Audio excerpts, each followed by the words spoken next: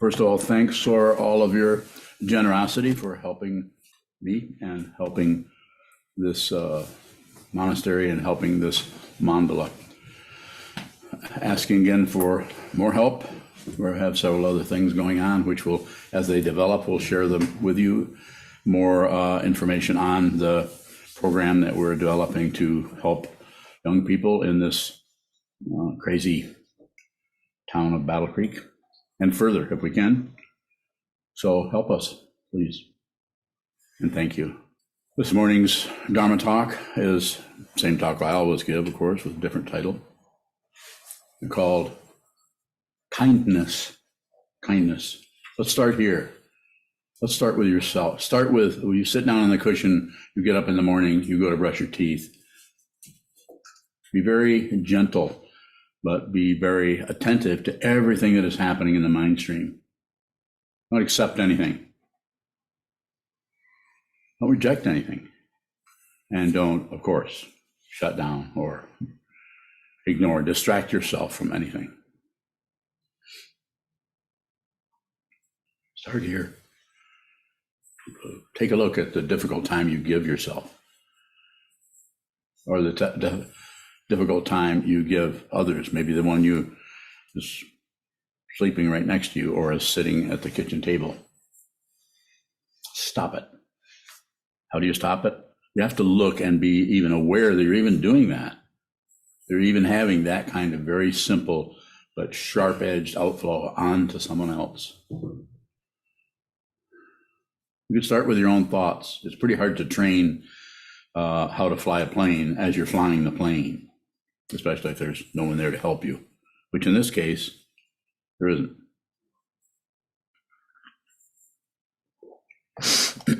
Excuse me.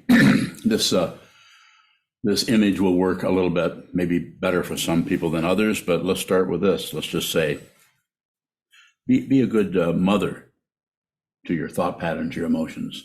Like they're like children. They're born out of your mind stream into your mind. Then it isn't too much longer that they can become born into your kitchen table when you reach out for someone else to push on them, pull on them, accuse them for something that you think is their fault. It has to be witnessed. You have to see that you're doing that. You can't just arbitrarily put some kind of a hold on something you haven't looked at. That's why I say don't do anything unless you have to. You have to really look at everything thoroughly, completely. You could say when the identity function just slides away and the witnessing function is there without a particular personality behind it. This happens to you all the time. It's not something you can do or accomplish or bring about. It has to be seen. And how do you do it? Again, sit down, hold still, look, have the wall in front of you and just gaze at the wall. And you're doing, when you gaze at the wall with the visual consciousness, all the other consciousnesses tend to take on that same kind of openness, just a receiving or gazing quality. I'm not sure that the sense of taste gazes, but somewhat. I'm being very kind to myself here. Coffee. Thank you.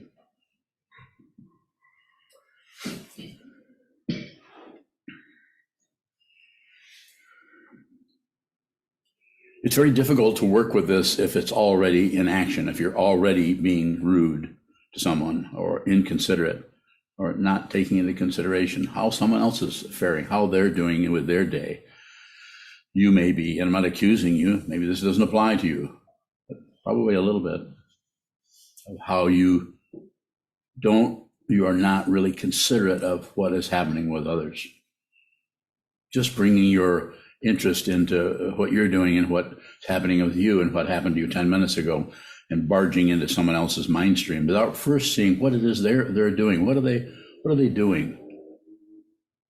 I mean, I'm not saying that someone who's doing a crossword puzzle, you couldn't interrupt them, but they're probably not going to be very happy with it unless what you have to say is extremely interesting. Any of you crossword puzzle workers get irritated when someone interrupts you right in the middle of when you just about have? I don't do crossword puzzles, but Chisho. That's right. See here? Got to be here somewhere. Here he is. Yeah, don't interrupt Chisho when he's doing a crossword puzzle. So that's a kind of a silly example, but it's like that. It's like someone is occupied with whatever they're doing, and what our project or what we're doing is, oh, we bring it right in. Is that mean? Is that being unkind? Maybe not. Maybe not. Maybe I'm missing the point. It could be. So the topic is kindness. That's a difficult one when you're feeling really upset or miserable or emotionally agitated about any given thing. Difficult to kind of reprioritize that, where you do what the vow to be with all things, be with all things, and personalized. That would be save all beings, put others before yourself. Not easy to do that. You can practice, and you practice by doing that with your thought patterns, your emotions. When they arise, just receive. Just observe, just receive. It's a very, just an open quality that is happening in consciousness. Very difficult to practice that using thoughts, using strategies and so on in your life. But if you do that with your sitting practice of meditation, it comes up more spontaneously. You're more aware, to put it simply. You're more aware that when you come into a room and someone else is doing this or that, you're more aware of what they're doing, rather than you're going to put your worries or your interests or whatever on top of them. Take it very slowly.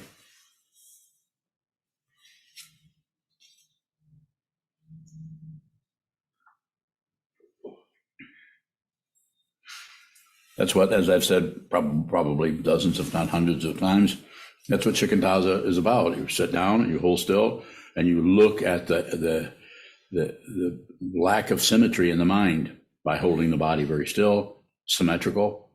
Body and mind are not two different things. They just look like it. And you watch the mind go this way, go that way, and back and forth, and then tumble this way, and then roll over this way. You come back this way, looking for something, judging something,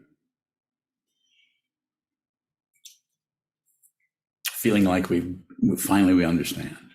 Finally, if you ever have that statement come up in your mind, come and tell me about it. That's good.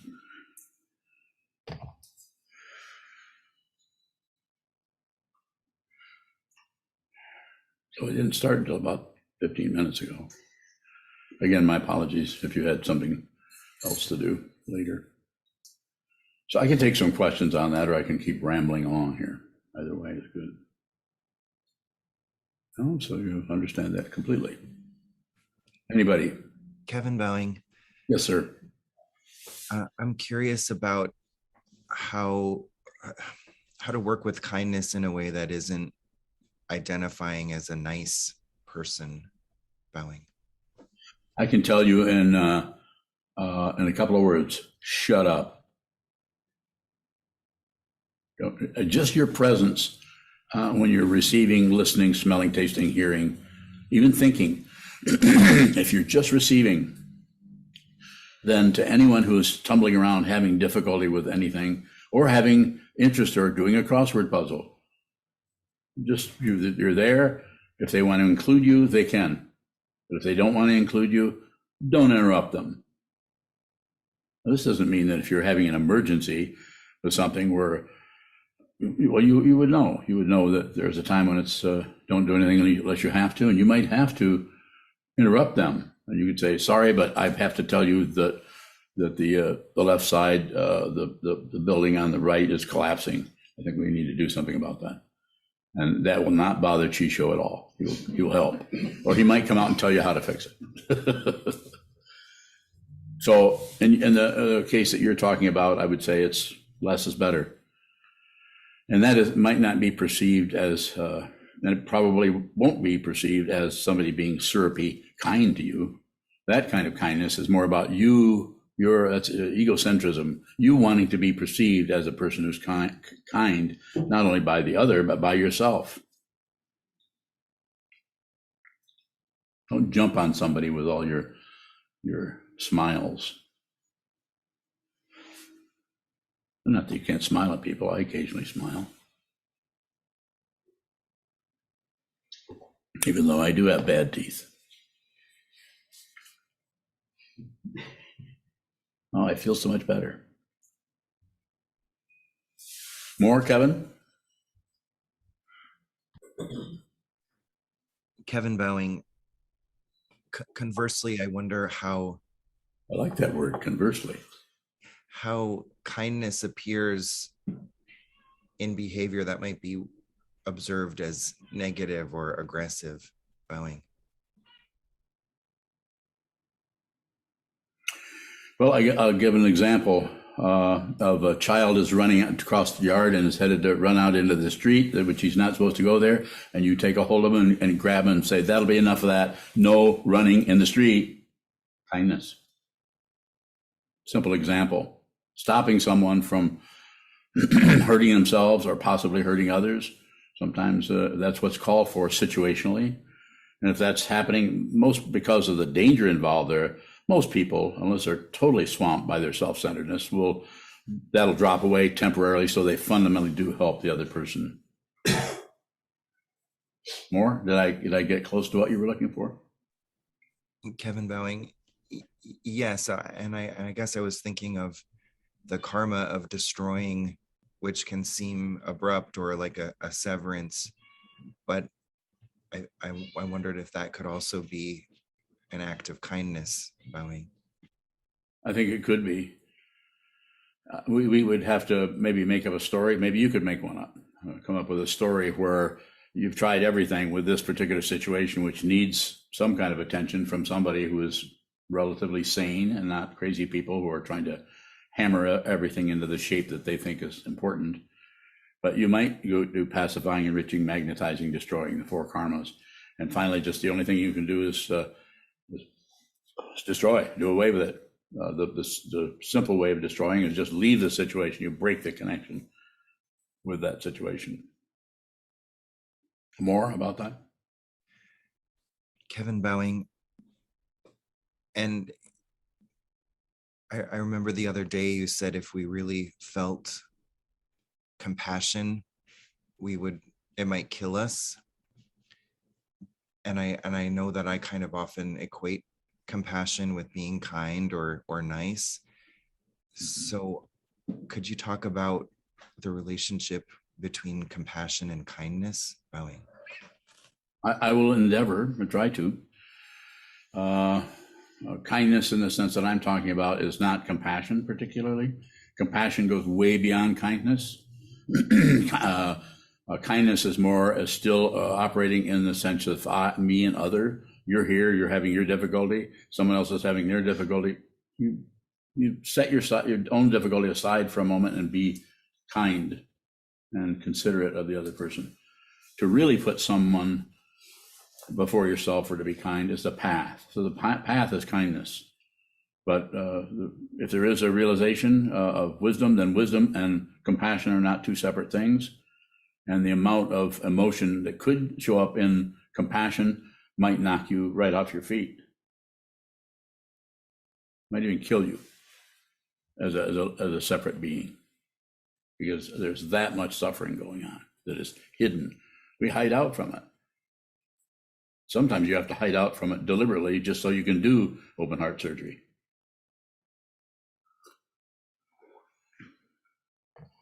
That kind of a situation.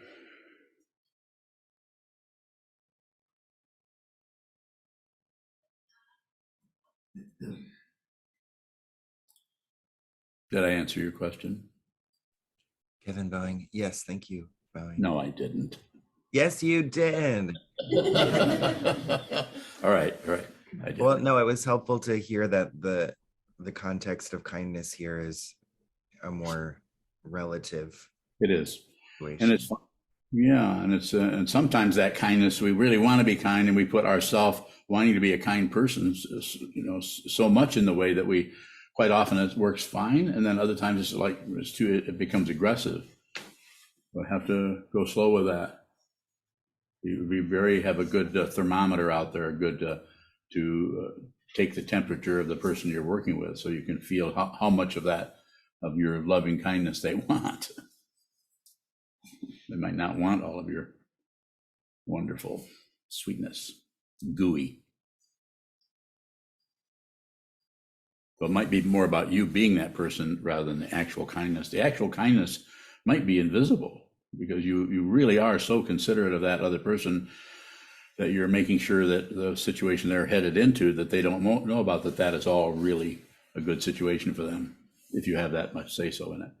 And they might just take that for granted. You don't care. You don't need credit. You need credit. It's not kindness. It's that terrible word, narcissism. Yes.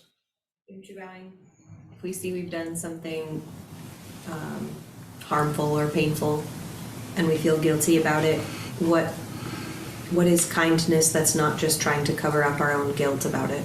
Well, if it's actually dealing with a person, like maybe you need to go and talk to them about it or something, or they don't need to know about it, just with you, or both. Oh, either. Okay, apologize once, and be a sincere apology, not more than once. One time, actually, it's about them. Yeah, I saw you were doing this. I misunderstood, and I did this. That was a mistake. I apologize. Don't wait to get forgiven. It's more bullshit. It's about keeping the whole ego structure going of I'm right, you're wrong. Oh, now I'm right, but you were. It's just spinning, and it'll take you. You'll go do that all the way right down till your body goes back into the elements. You haven't really understood anything other than going in circles covers everything up. So then, go ahead. More. Bowing. Sometimes if I've done that, I feel like I stew in the guilt still. You stew in it? Yes. That's okay. Stew. How can I actually stew and not keep going out of that? It's probably going to be, as a meditator, it's going to have something to do with the sitting practice, how much you meditate. When I say how much, again, that's, I'm sitting 32 and a half hours. It doesn't work like that. You'll know. You will know more than your teacher would know, or more than anyone else would know. So, but you may need to stew in that. If it's happening, probably have it coming, based on your particular causes and conditions of being attached to a self and being attached to other. Other can be anything, including your own thoughts about something is other. I'm here and I'm having that thought or that emotion or that feeling. Separation, duality. That's why you need to sit down, hold still, look at the wall, and understand duality yourself. It's not a teaching you can understand intellectually and then don't have anything else to do. It's something you actually see, that you are not separate from anything, including the thoughts that are coming out of your mind stream. That's how that's done. And the door to that is the stewing. That is your Dharma gate. You're trying to get, understanding it, you're trying to not stew. That's whatever rises, you don't want that. Second noble truth. Excuse me, more? It's a good area to talk in. If you got the questions, I got something. I don't know what it is. It might not be the answer. Anything else? Aren't you bowing?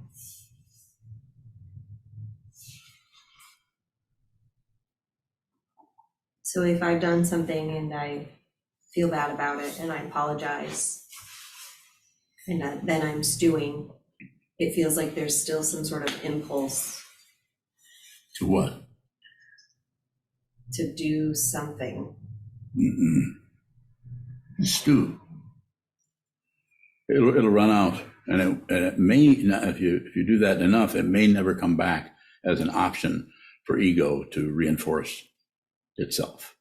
You just don't do anything with it. Just receive it. It sucks, but it's dependent origination, and it's cause and effect, cause and effect. It's the cause and effect that is so complicated you can't find the tail of anything. You can't find the cause of anything. It's just this. Genjo koan. It's just this. There isn't anything else but this. There isn't anything else but this doing. Sometimes called renunciation. You don't need anything else. You don't need it to ever go away. It's as if you don't care if you stew forever. You don't have a viewpoint on it, even though you have a viewpoint because the stewing sucks. But the viewpoint is not important. It starts to submerge. The viewpoint of getting somewhere, solving it, starts to submerge in the actual situation itself. Just this, as it is. It may feel really great, may feel really bad, maybe in between more. Do I need to worry how my stewing is affecting anyone else? Well, a little, but not much. Are you in your room yelling and screaming, pounding on the walls? I wish. You're a witch? I wish. You wish you were. So you wish you were pounding and screaming. I don't know. This is not that funny. Oh yeah, okay, it's funny. So what do you want to know about this?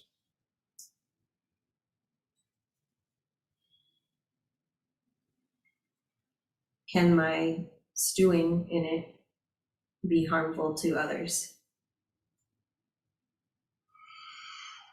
It could, but it's not your, so the kindness I'm talking about isn't like preventing your outflows or your spontaneous stewing isn't about stopping that from going on someone else. It may have to do some of that because the ultimate understanding is to allow things to be what they are, not to control them. You get to be the person who is not outflowing. You'll use that as a credential, or I would use it as a credential and say, well, at least I'm not. How many times do we say that? At least I'm not killing anybody, even though I feel like it. Don't see any dead bodies around, but there are thoughts that have been murdered. Don't murder your thoughts. Those are living beings. Anything that arises out of it has that same dynamic to it. So what the Trungpa Rinpoche intended, I feel, when he said, make friends with yourself. The intense negativity that is quite often in any of us is under the surface, down here around the corner, that gets triggered and starts to erupt out. To receive that. We're not talking about some kind of a sadism or masochism or something like that. We're talking about actually being responsible for the emotions that are rising in our mind stream, which means if they're there, they're right to be there. Dependently risen, pratitya samutpada, study it. You can't understand that in the relative way because it transcends relativity, even though it describes it. It has to be done with the awareness. The awareness, not the thinking process. The thinking process comes right to the edge of the cliff, but the awareness is the one that needs to jump. More? Other questions? Yes. Those are good, bowing. If we're really being kind, what is the intention behind it? Putting the other person before ourselves. Even though they've just said something, done something to trigger you or hurt you or not live up to your idea of how they should be functioning, you're kind to them. Put them first. It's very simple. You want to do some role playing? Sure you do. You're sitting here. That's a rhetorical question. And rhetorical questions you always have to respond to. It's the law, right? That was an attorney I just asked. Andy. AA, Andy, attorney. You ready? Okay. I'm about to be mean to you. And then you handle it based on what I just told you. Anybody else want to do this? Who do you think you are acting like that? You come in here and act like you own the place. What's that about? Respond. I'm not sure what that's about. Can you say more? That's creepy the way you're acting. It feels like you're acting. You don't really mean that. Do I look like a snowman? What do I look like? Do you get a feeling of what I'm talking about? I'm not very good at this. That's probably why. I'm not sure what I'm trying to. So I'm just saying you could do that a little bit with your partner. You could act things out like that. Do some role playing with it. Might be helpful. Go ahead. This is fine. What is kindness that goes beyond trying to fix or get rid of a difficulty? Receive. Everything is a gift. Everything is completely given to you. Your life is given to you. Your eyes are given to you. You didn't create those. This is a gift to you. You're here. You find yourself in a human form. You are not actually human. None of us are. This is temporary. 50, 60, 70 years or whatever it may be. Gone. But what is actually here, who you actually are, your actual identity has not gone anywhere. It hasn't even appeared. It's just a body appears.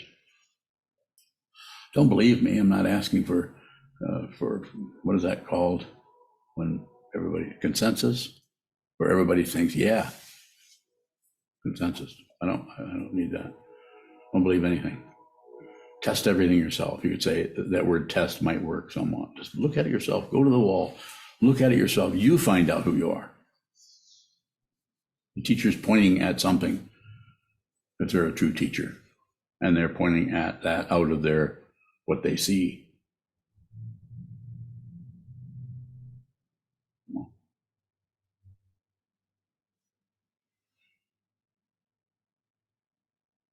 Thanks, but I'm not sure what. Thank you. Sir. Shoto bowing.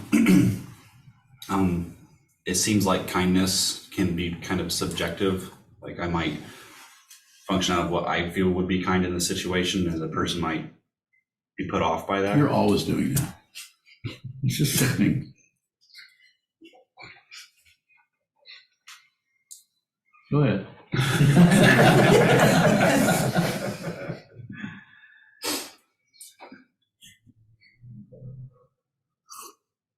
We're going to have to get your sea legs because this boat is not stationary. This boat is not stationary. So you're going to have to get your sea legs, Mr. Pisces. Go ahead. Lost it, huh? So what was your question? You remember what his question was? What was it? You don't have to Something look it up. about, Huh? What was it? it was something about if you think you're being kind, but it's off-putting to somebody else. Oh. To your secretary? You got to shrug. So it's a good question. So go ahead. If you think you're being kind, but it's off-putting, is that what? Yeah, go ahead. Shoto bowing. I'm just wondering in that situation, how can I be more in touch with the intention of kindness, not a result of it? Just receive whatever's happening without adding anything to it. Nothing extra. Even though you want to think, well, that's happening, so that must mean that kind of thing. We abandon what's happening, which might be empty of our understanding. We might not have any understanding. The ego mind is not willing to not know. And if there's any room for the ego mind to speculate, well, that must mean, in order to reinforce its selfness, it will do that. Just allow everything to just flop. Don't need to know anything. You follow that at all? You wouldn't lie to me, would you?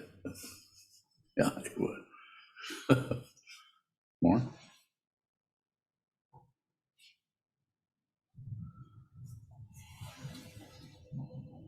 Shoto bowing. Yes. It's not a clear question yet, but something that's been showing up is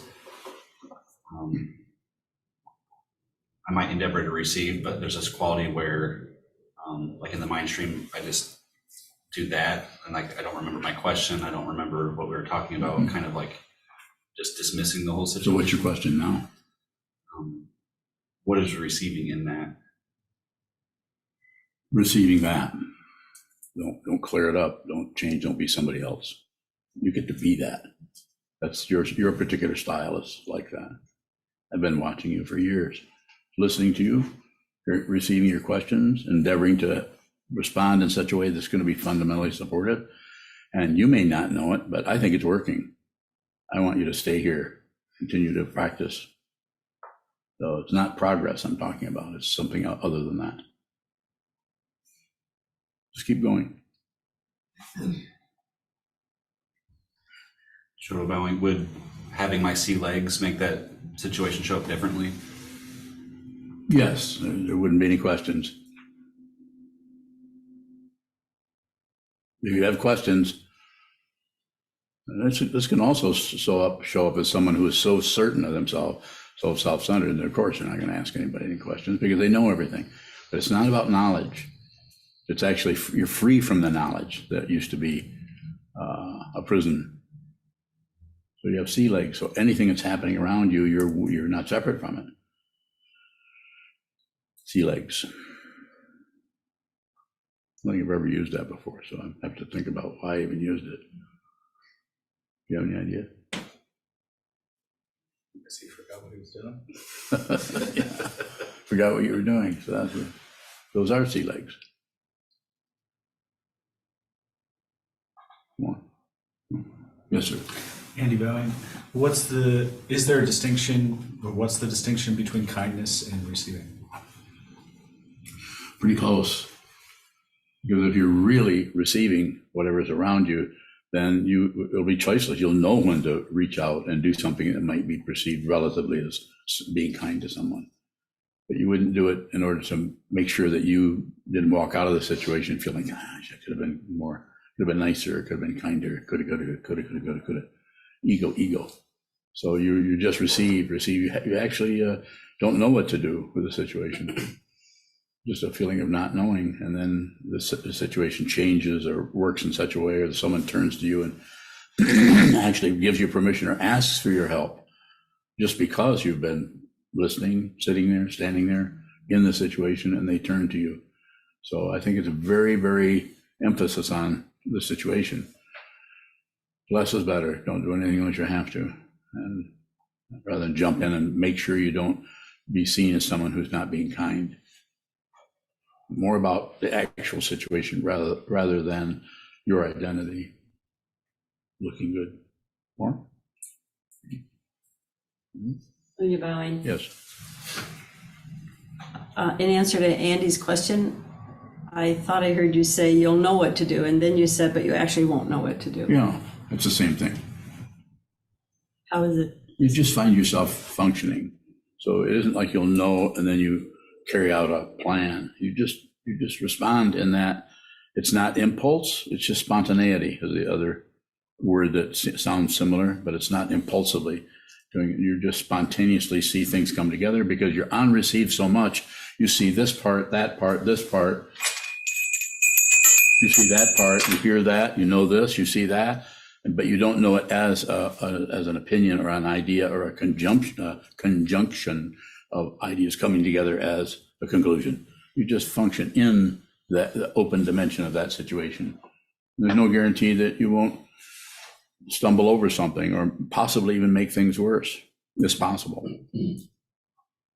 But it seems necessary that we need to really be in the situation, and sometimes that feels like we're more confused by it. But to try to stay away from the confusion so that we can have some kind of a way of fixing it or addressing it in a safe way where we won't be wrong.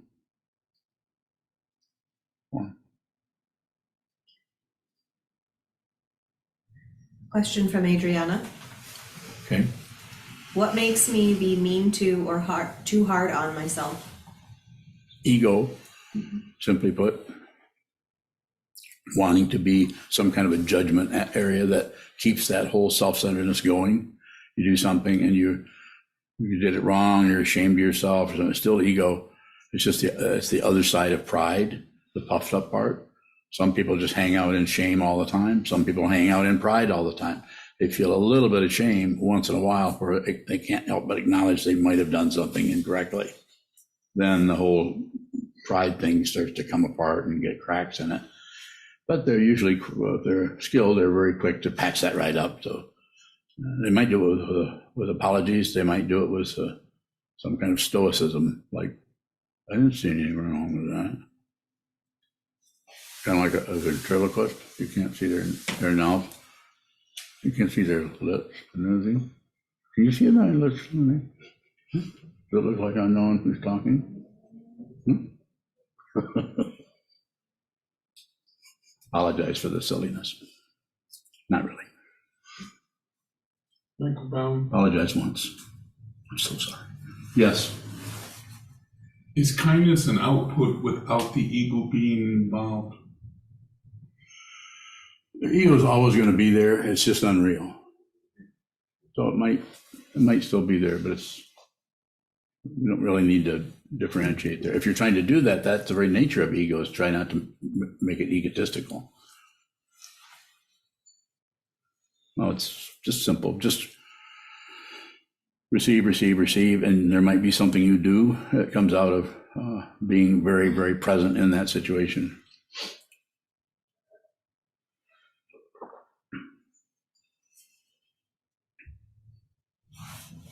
A question from Marco in the Netherlands. Yes, Marco. I find it difficult to stay with a feeling, especially something that doesn't feel okay. Is it extra to be kind to the feeling? The way you're asking it, I don't think so. Doesn't seem like it. But also, you don't have to stay with anything. Just watch. If you're just watching, observing, receiving that, it may turn this way, it may turn that way, it may get weaker, it may get stronger, but you're not concerned. When I say you're not concerned, that's the practice part of it. Just if there's a lot of concern, then just look at that. So it's very much about observing, seeing, receiving what is happening in your mind stream and in the world. So then if you do, as a three-dimensional functionary in the world, what you do comes out of a very clear understanding of what is showing up relatively. Pardon me. So you wouldn't really strategize around it so much. There could be some strategy. Sometimes that the situation requires some kind of strategic way of working with it, but the practice part of it that I'm talking about when you're on the cushion, just receive whatever shows up, whatever difficulty or shame or pride or anything that you see in the mind stream. Don't fix it, don't correct it. Just receive. Liberation can come out of a shame, and it can come out of pride, and it can come out of anger. Anything with it. Don't stop anything, don't start anything, so that you can see fundamentally what it is. It will not be necessarily an experience or an occurrence. That's a difficult one to work with. How would you know something was even happening if it wasn't an experience? It may not. There's lots of levels of consciousness that are not known by people in general and psychologists or philosophers, all the other people that pride themselves on knowing stuff.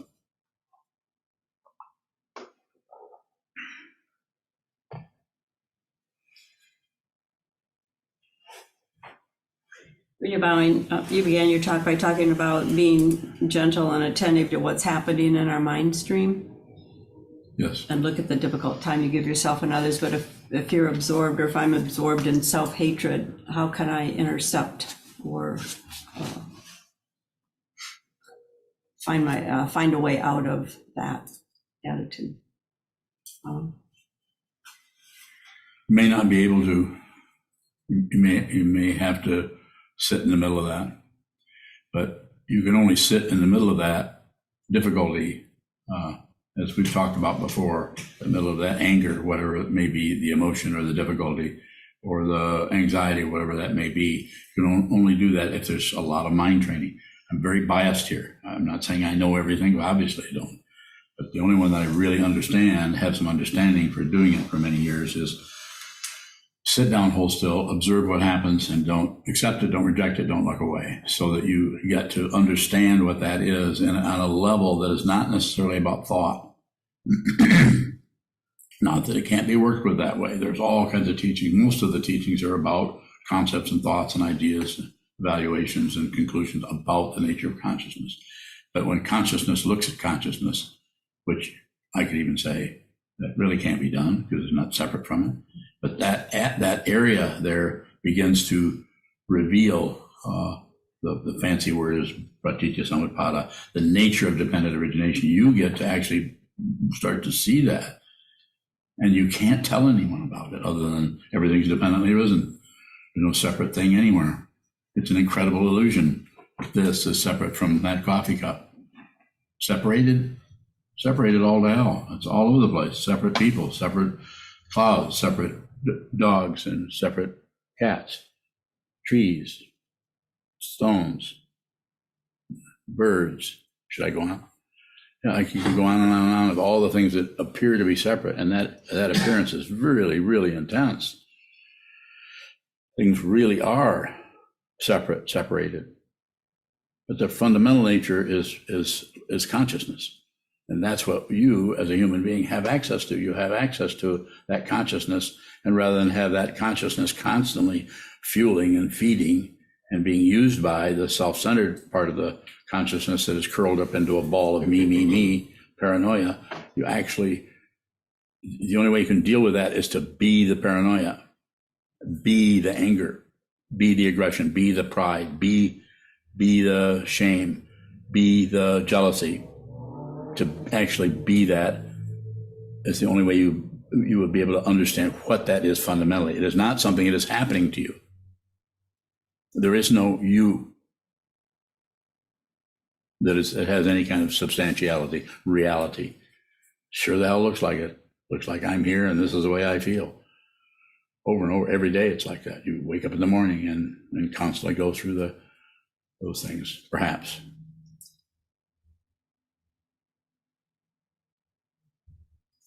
So what is it to be that negativity that you just listed? No more war. You don't care if that emotion goes away or not. And you don't leave the emotion for what caused it. No blame. All dharmas are without blame. Traditional teaching, not something I made up. All dharmas, anything that has any kind of otherness to it, a dharma. The Buddha Dharma is a teaching about the nature of life and living and human beings and everything. Yes. When you're bowing, I believe you just said to Marco, you don't have to stay with anything. So in the midst of a negative emotion, you say be with that. Is there a difference between staying with something and being? Yeah, you can be that without maintaining it.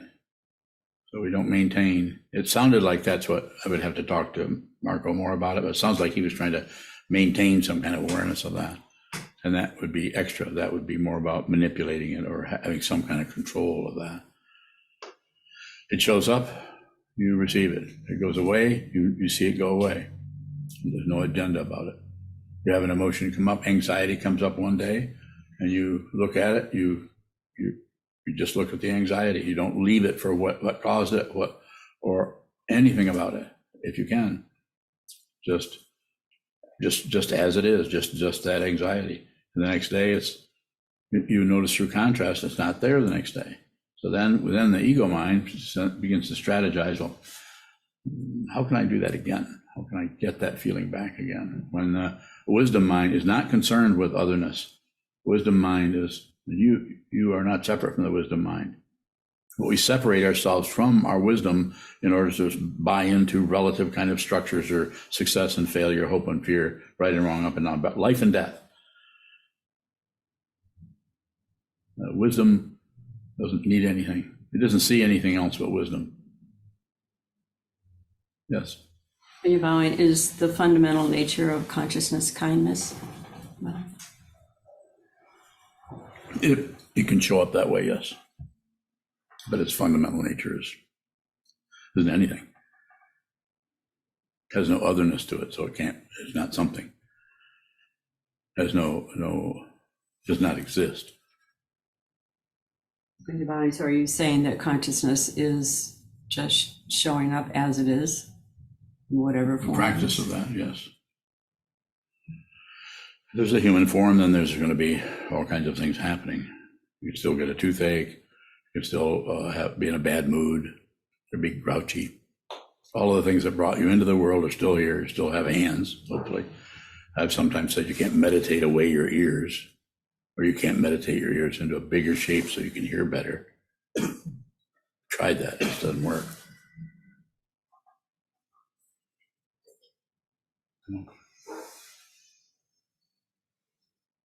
Sure.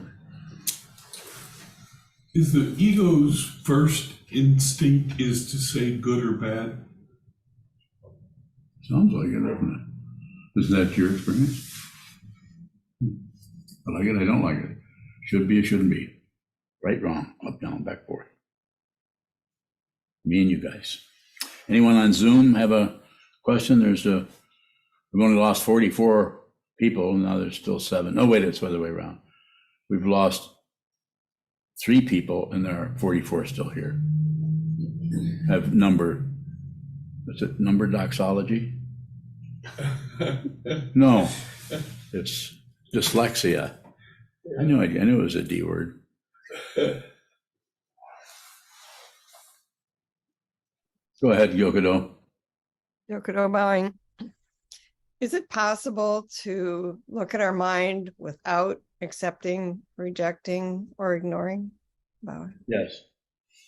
Yes, it is. You're looking at it and nothing happens. Nothing shows up.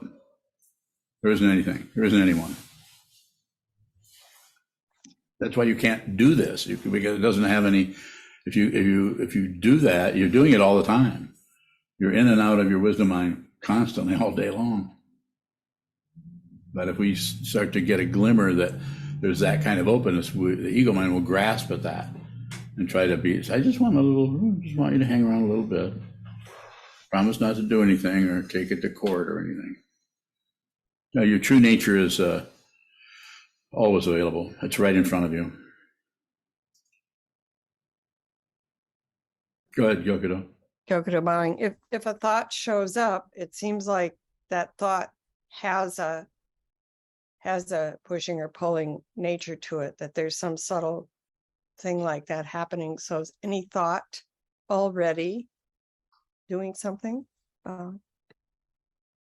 Yes, but we don't care because it's dependently arisen. We no longer take anything personally. Even the most personal thought is depersonalized. It's not depersonalized because we did something to it or we poured bleach on it or something. It's depersonalized because it never was personal. And you see, there never was a me. There never was an I. I've never been here. This voice, this hand wave, this water glass, dependently risen.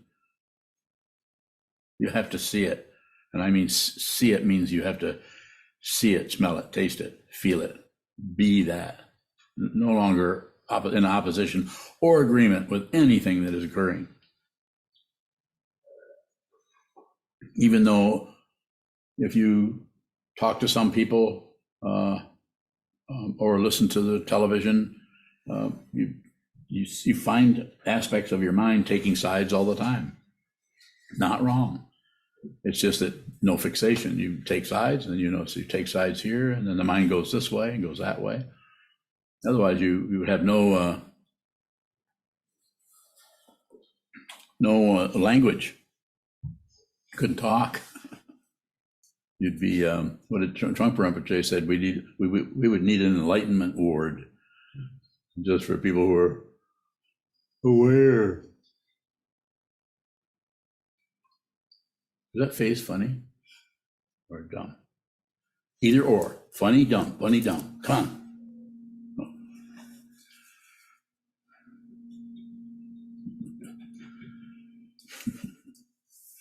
Yes.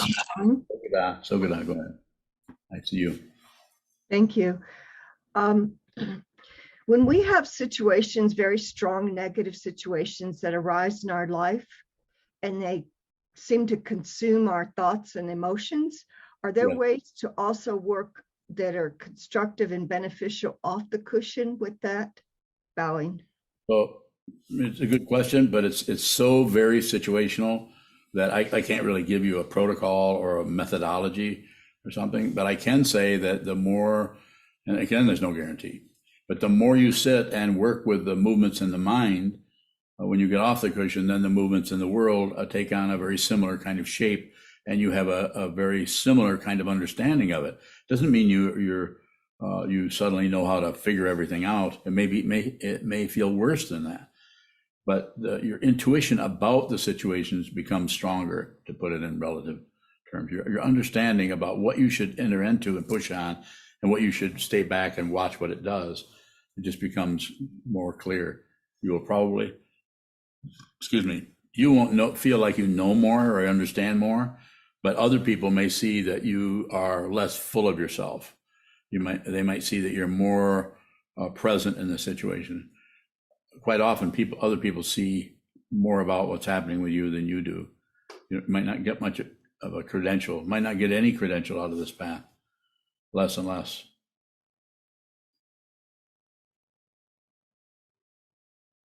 Sit a lot.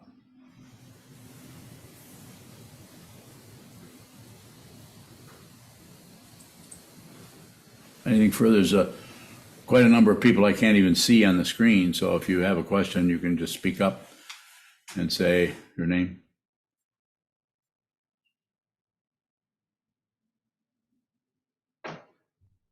Sokuzan bowing. Sokuzan, go ahead. Earlier, when you were talking about compassion and kindness, you said something like you might have to take yourself out of it so you can do open heart surgery. Something like that. I did. What would be a way or an example of taking ourselves out of it? Open heart surgery. What do you want to know? I mean, I know what you want to know as far as the example, but you could help me here. You know, you're a physical therapist, so you work with people all the time. You're also a Buddhist monk, so you might be able to come up with an example as well as I could about how to work with somebody with the negativity that is unavoidable in a situation, especially being a physical therapist. It's unavoidable to work in that. So you can't particularly go into your emotional consideration of how much pain someone is going to be in if you do this and this and this. Is that the area you're asking about, or am I missing your question? Sokuzan bowing. I guess that would work too, but I had it was a different theme a little bit. Let me know what it is, and I'll try to respond. It seems like in working with anybody, whatever the relative situation is, we have to work with our own hearts or practice. And, you know, if you might have to take yourself out of it before you do open heart surgery, I was thinking more along the lines of, if you look out in the world, it looks difficult and it's sometimes overwhelming. And sometimes the pain in our heart minds is overwhelming. You know, I was looking at open heart surgery as receiving our own anguish. And how would you take yourself out of it for a bit, if that's even possible? Bowing. I again, it's so situational that I think the way you are describing it, I think you would already know. I wouldn't. There's nothing that I feel like I could say to you specifically about that. The thing that I would come back to, which you've heard me do through this whole talk and almost every talk, is sit a lot. And so that when you're sitting, you're watching the debris of the mind stream that is floating around, the ego uses for its reference points to establish some kind of a aspect in consciousness called me and my world and how I'm threatened. And then that situation also is identified with this particular body mind. So that this hand is moving, the other hand is not moving. That's why we sit very still in Shikantaza, so that we can see very symmetrical, so that we can see the asymmetry of the mind go this way or go that way, and become very, very aware, very, very clear on that. So when we get up off the cushion and what we call post-meditation or our everyday life, much more clear to us about how to proceed and in what way to proceed, and know that even though we're proceeding this way because of the depth or clarity of our understanding of what we're doing, actually shows up as, and I'm going to say this literally, this may not show up as a sentence in your mind or a string of words, but this is going to hurt, but this has to be done, because you see the bigger picture of it. Like a surgeon sees the bigger picture of doing open heart surgery. You could say it. I mean, they're in a system, so they might not be particularly aware that they just might be highly skilled at what they're doing, which doesn't confer intelligence necessarily in the sense of a deep understanding or awareness. More? Kyoshin bowing. Some of the things that were brought up seem to have more to do with the heart that different people brought up. And so I wonder about, like the divine abodes, the Brahma Vihara, like heart practice instead of just mind training. Bowing. Thank you for the question, but I'd like you to say to me very clearly, what is it you want to know? And then I'll see if I can help you there. Well, in those situations where we discern or whatever that something is more a heart issue, do you see like antidote practice, like the Brahma Vihara, as valid? Do you see it as sort of a compatible part, doing Shikadasa mainly, but then sometimes doing some heart practice, sort of balancing the heart mind? Bowing. Yes. Thank you. We do Brahma Vihara every day, every chance we get, every time we eat, every time we close something. We do it all the time. It is a practice, but we also reflect on what that means, what that's about. A lot of teachings on that. Further questions?